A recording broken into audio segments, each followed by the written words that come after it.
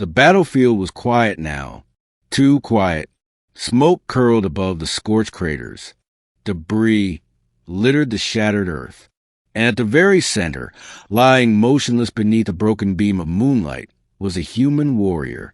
Me, Captain Elias Kale. Dead. Or so everyone thought. She dropped to her knees beside me, her silver hair falling forward like a waterfall of starlight. Her black armor, still wet with blood, shimmered in the cold breeze. Her violet eyes locked onto my lifeless face.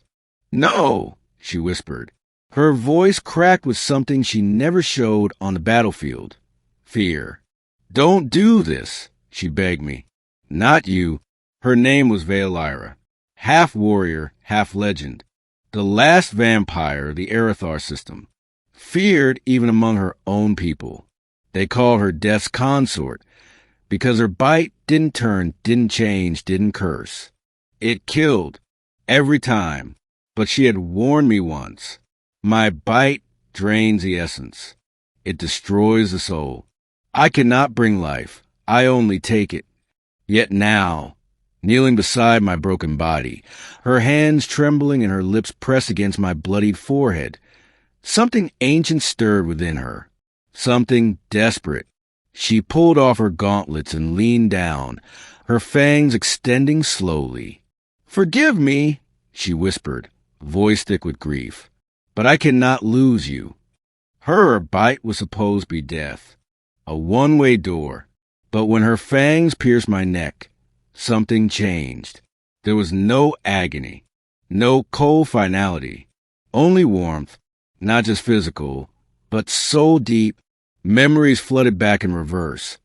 Battle cries, blood, her voice calling my name, her smile in the dark tent before we left for the final mission. The night I told her I'd die for her. The first time she touched my hand, surprised that it calmed her. Her blood entered mine. Her essence flooded through my broken veins. And then I gasped.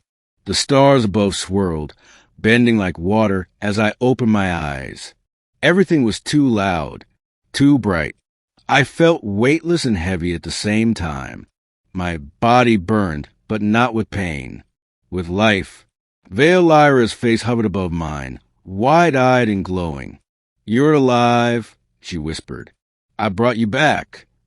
I tried to speak. My throat was raw. "You bit me?" I rasped. "I had to," she said quickly. "You were gone. Your heart stopped." Your bite is fatal." It should have been. We stared at each other. Then I sat up slowly, and the power coursing through me made the air shimmer. "Veilira, what did you do to me?" "They found us like that, my battalion stumbling across the ruined hilltop, finding their captain not just alive, but radiating something they couldn't explain. And beside me stood the vampire woman they'd once feared. Now they watched her like she was divine, because I should have died.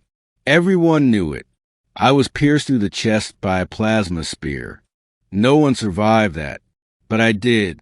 In the days that followed, I learned what she had done. Her bite, it turned out, wasn't always fatal. It killed the wicked, the violent, the hollow. But when she bit me, she didn't find a soul to destroy. She found one willing to bind. "It wasn't death I gave you," she told me in the quiet hours beneath the stars. "It was the essence of my life. I gave it freely, and you didn't reject it. Am I one of you now?" I asked. "No," she said. "You're something else." I didn't thirst for blood.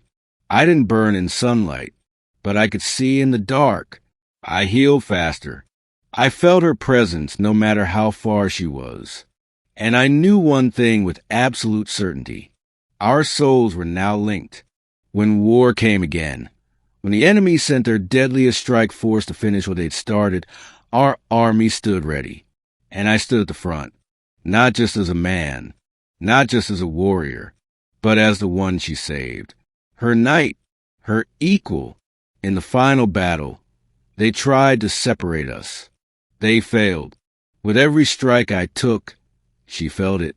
With every time she faltered, I steadied her. She called it a bond. I called it love. After the war, the galaxy changed. Peace treaties were signed. Old hatreds faded. And I stood beside Valyra, not as a hero, not as a general, but as a man whose death had birthed a second life, one she gave me, one we now shared.